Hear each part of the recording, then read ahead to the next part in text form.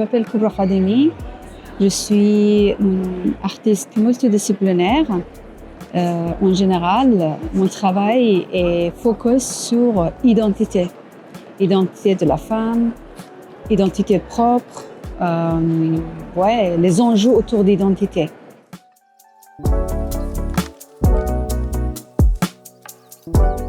Les deux pièces font partie d'une série qui s'appelle Ordinary Woman. Je l'ai réalisée en 2020 et là, j'ai fait un focus où j'ai célébré les histoires ou l'absence de corps de femme dans les présentations mythiques ou des histoires religieuses, non religieuses. Ça a été transmis à moi comme des histoires, des contes. Du coup, ce côté merveilleux, dès l'enfance, pour moi, c'était très frappant. Moi, je posais pourquoi elles ne sont pas les femmes? Pourquoi les prophètes, ces gens merveilleux, ces gens extraordinaires, sont des hommes? Et évidemment, j'ai eu la réponse comme toutes les autres cultures. Les prophètes sont cette figure, ce genre de figure, ils sont des hommes. Pas de question. Des histoires extraordinaires faites par les femmes, mais on ne l'entend pas ou on n'a pas envie de la raconter, célébrer, ou même le reconnaître.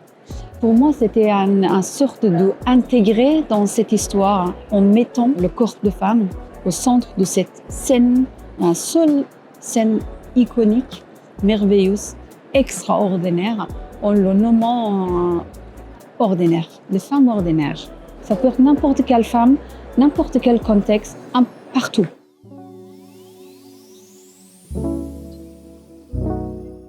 Déjà, je vois les deux pièces, ça fait partie de la collection de la ville de Paris, c'est capitale de le pays où j'ai adopté.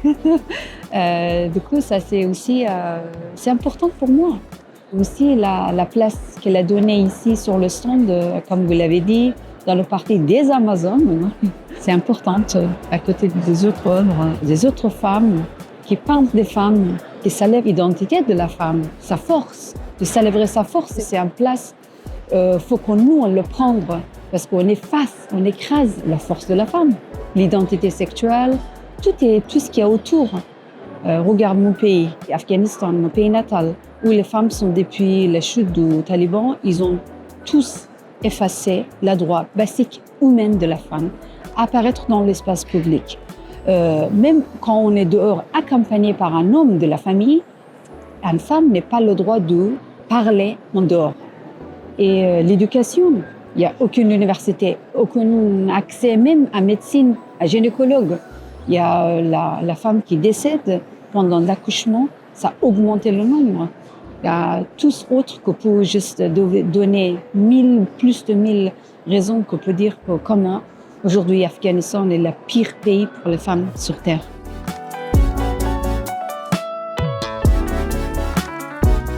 Je suis contente de montrer mon travail qui est ma voix et comme je veux. C'est-à-dire qu'au 19e siècle, 18e siècle, ça ne veut pas dire qu'il n'y avait pas des œuvres importantes faites par les artistes femmes importantes. Oui, ça a été le cas, mais aujourd'hui, vous célébrez les deux.